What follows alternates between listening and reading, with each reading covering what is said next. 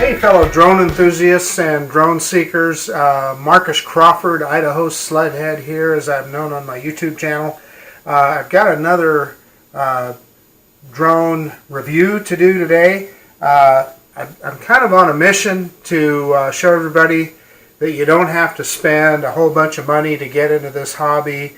And lately there's been a lot of GPS drones come on the market that can be had for around $100 that are a good way to get into the hobby.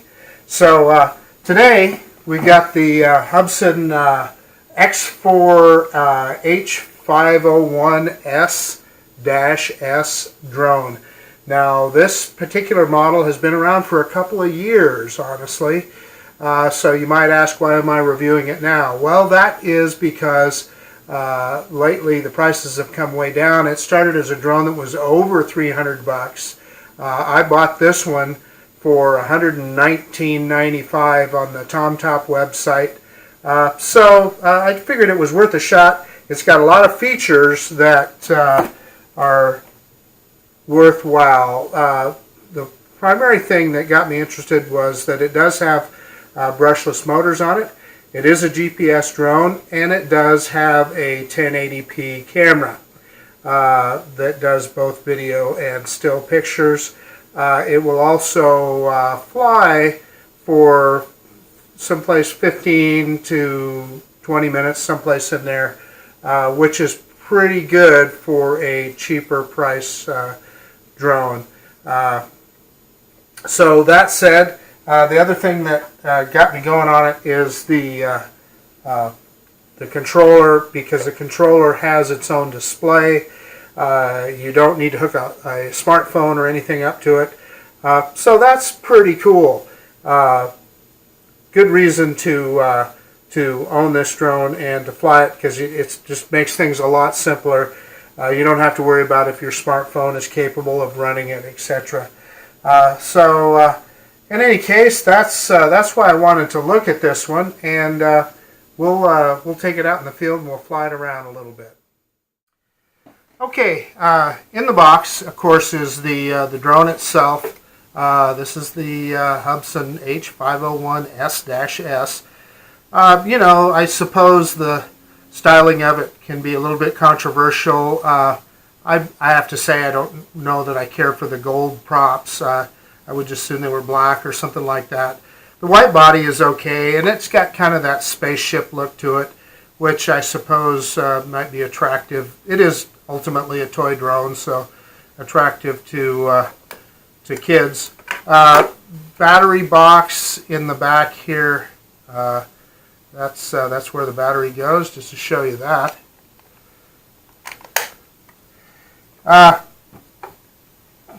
Then what I was talking about earlier is the remote control. So it is a GPS drone, so this is the switch for the GPS on. This is the switch for return to home.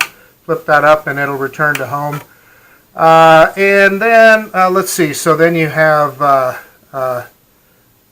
movie mode. Push that button to take a video, this button to just take a still picture. I've got high hopes for those still pictures. Hope it turns out. I did actually fly this thing once, and I forgot to put the SD card in at that time. So, at any rate, I didn't get to look at any of the pictures. So, hopefully, I'll get that done here. And then of course, the normal gimbals, and these other buttons are just trim tabs. And then my understanding is if you push this one down, it beeps twice and will go into follow me mode. If you push the other gimbal down here on this side, you hold it down, it will go into headless mode. So I'm sure some people will find that useful. So then the other thing to talk about is the battery. So one of the criticisms, if I can get this open, oops, I knocked the sunshade off. The earlier version of this drone just used AA batteries, and it really went through them pretty quick. So now they include a LiPo battery for the remote here, and it's a 1400 milliamp battery. So that's pretty good, and that should last quite a while. So good news there. And you know, that's like I said, that's an upgrade from the previous version of this. So see if I can do this. The sunshade, which anybody that flies FPV drones with their phone or something knows that can be kind of difficult. But anyway, it just snaps into place here. There you go. And that's handy. Shoot, I didn't even think. Let's flip this thing on so you can kind of see what the display looks like. Obviously, the drone's not hooked up to it, so you're not going to get any video, but anyway, that's the display. You know, there again, not bad for a sub, you know, $120 GPS drone with brushless motors. So then it does come with a wrench, prop wrench, that just hooks onto the motors, and you barely want to hand tighten those props. It does have 4 extra props that come with the drone. I don't have those displayed here, but there's 4 extra props. The charger is a 2-piece affair. This is the end that the battery plugs into, and then the charger plugs into this end. Charged pretty quick the first time I charged it, so no complaints there. It's a 2700 milliamp hour battery. Last time I had it up, it flew for a good 15 minutes, and I don't know how much longer it would have flown.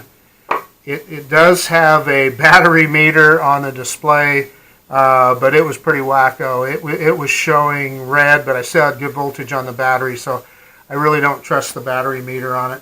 Oh, and then it comes with documentation. It actually is a pretty decent manual for a toy drone, so that's not bad. So anyway, at this point, let's get one more look at the H501S-S, and I'll take it out and fly it. We'll see if we can, what kind of picture quality we can get with it, and then just how well it flies in GPS mode. Okay guys, we're at a park that's pretty close to my house. Let's get this little guy up in the air. Okay, it asked me to do a compass calibration, so I did that. Now let's see if we can get it up in the air.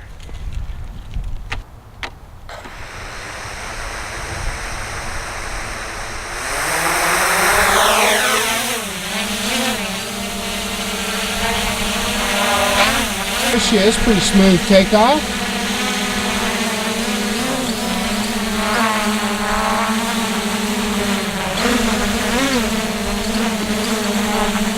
Let's see how close we can get to the camera here.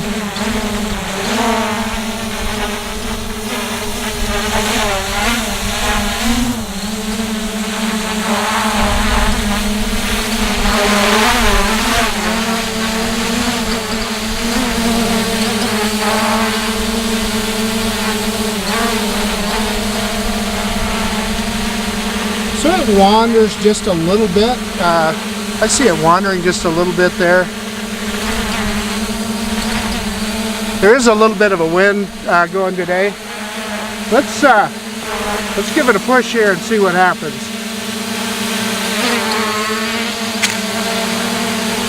Okay, it pretty much came back. So you know, I'd say that's a pretty smooth flight. So one of the features of this drone, I'm going to back it up here a little bit.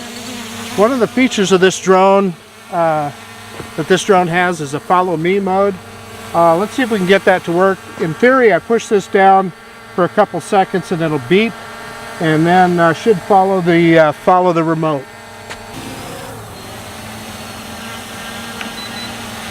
Yeah, so that worked that time. It shows follow on in the menu here, display. So let's see how well that works.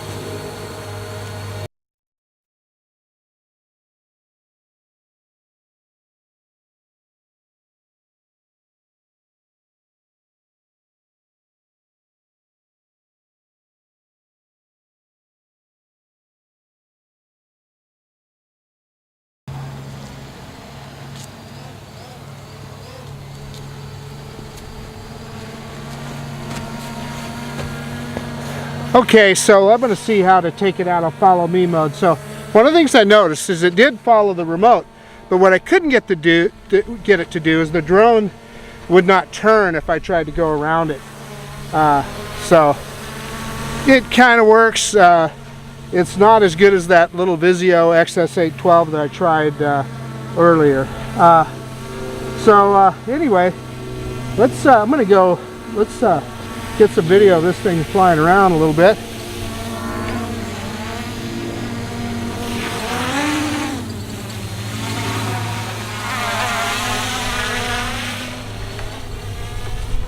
It's a fairly responsive little drone, and it does put on the brakes pretty good.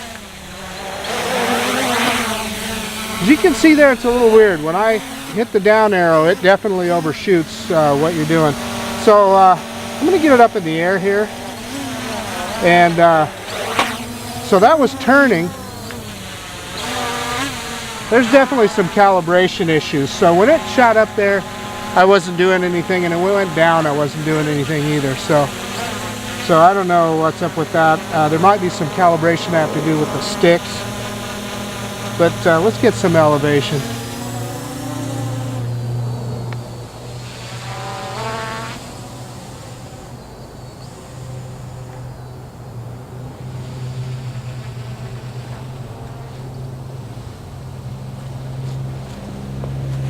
Okay, so we're up there.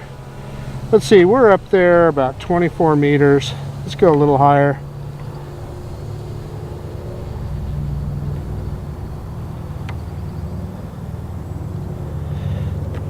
Okay, so we're up. Wow. Well, you hit that up button and it keeps going. We're up almost 40 meters, 39 meters. I don't know if you'll be able to see this on the screen. You know, it looks pretty clear on this little display on this thing, so that's interesting. So I'm going to spin it around here and take some pictures. So I stopped recording, and now we'll see if we can take some pictures. So there's a photo, it says. This is the little park that I'm at here. So there's another photo. The battery says it's down to 25% battery, which like I said, I don't think that thing is very accurate at all. So let's I stumbled upon that circle mode with the video button here, so maybe let's see if we can try that out. Bring it back down, recording again.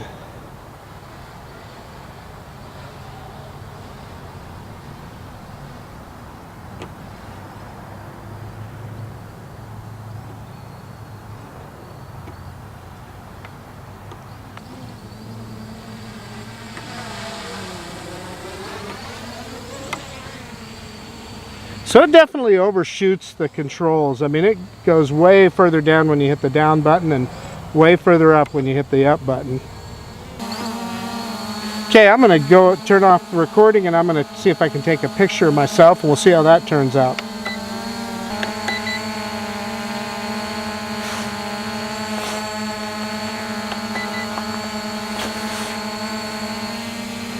Okie dokie, let's go up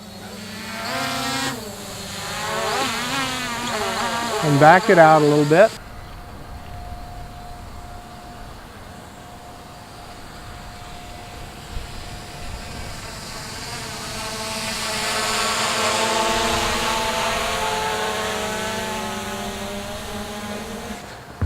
Okay, so circle mode is working. I'm going to see if I can change directions with it, see if it'll respond to that. Yeah, all that did was just take it out of the mode. So it's showing that it's zero battery at this point, but still 7.1 volts. So I'm going to keep it in the air till it does. Let's try return to home. So return to home switch right here. I'm going to flip it up. So the drone is ascending And yeah, it's coming about above us here.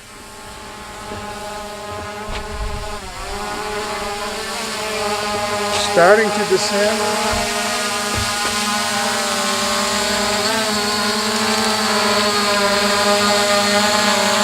Okay, I had to take it out of return to home mode. It was going to land on top of my truck, and the controls, I just found out, do not work in return to home mode. But it would have landed, so if you'd had a clear landing spot, it would have worked.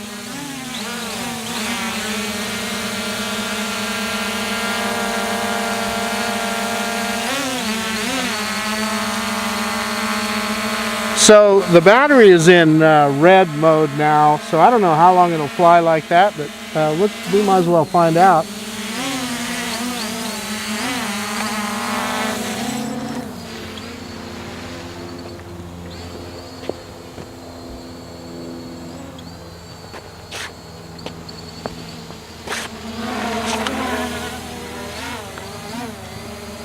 Okay, let's do a classic pull-away shot.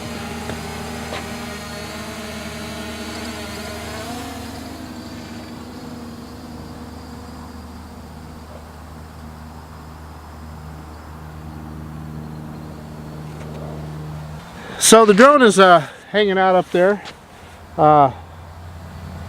Let's see if it goes into its own return to home mode. I suppose I should reduce the altitude a little bit. See if I can do a slower pan here. It's kind of hard.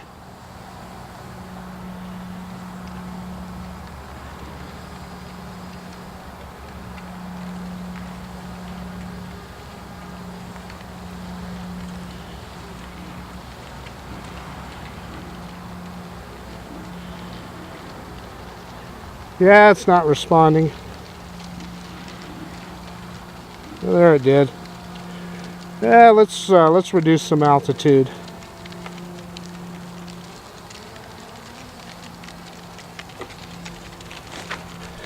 If it falls, I don't want it to fall very far. I'm going to bring it a little bit closer.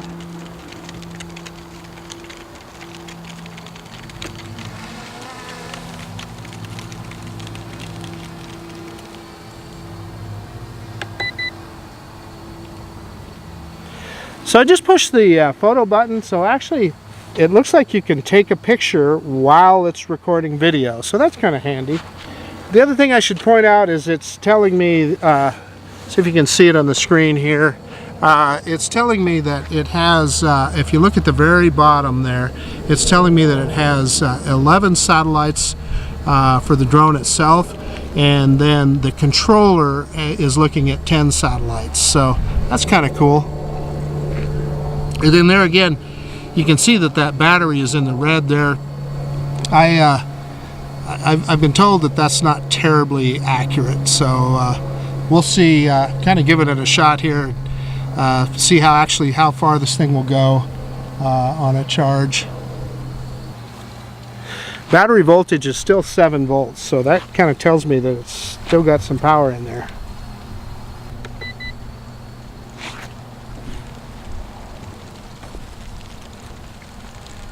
So the other thing I noticed is you do get some dropouts on this display once in a while. Now showing 6.9 volts. Still in the red there. That's the other thing that's kind of remarkable, is that you got the, with this drone, is that you've got the display built right into the controller. Especially, I think if you were buying this for, you know, a child, and when I say a child, I'm going to say, you know, you're going to want a kid that's probably older than 12 or 13 years old, that knows what you can do with one of these drones, but they can fly it without loading an app on their phone or even having a phone, so that's kind of handy. So, you know, while I'm waiting for this thing to land or return to home because of low battery, we'll see, I guess I'll do the conclusion here. So this drone, the Hubsan H501S-S, is pretty remarkable. for 120 bucks. Like I said, I bought it on TomTop. Man, it just does a lot of things, and I don't think it's something like, if you're a serious drone hobbyist, you're not going to want this drone. I'm going to still call it right on the borderline between the toy category and the hobby category. It's somewhere in there. But brushless motors mean a lot, and it seems to fly pretty good. It seems to handle pretty good. There may be some more calibration that I can do with this controller to make it a little bit better. If I am comparing it with that Vizio XS812, you know, the follow me function doesn't work as good, and I don't think, I think that was a little bit steadier of a flying drone. And that one you can get as cheap as 80 bucks, although it is brushed motors, and you do have to use a phone to use that one. So I guess I can say that I can recommend this this product. And you know, when you're coming up on Christmas here, maybe not a bad buy. And if you're just, like I said, wanting to try out the hobby, this is really a good way to do it without blowing out your bank account. And by the way, the drone is still hovering out there. Just, you know, something that you might consider. You know, don't kid yourself that it's going to be like our DJI drones that we know and love so well, and the quality of those drones, because it's just not going to be that. But it is a good place to start, and a good way to find out if you actually are into this hobby and it's something that you want to do. In any case, Idaho Sledhead, Marcus Crawford, out.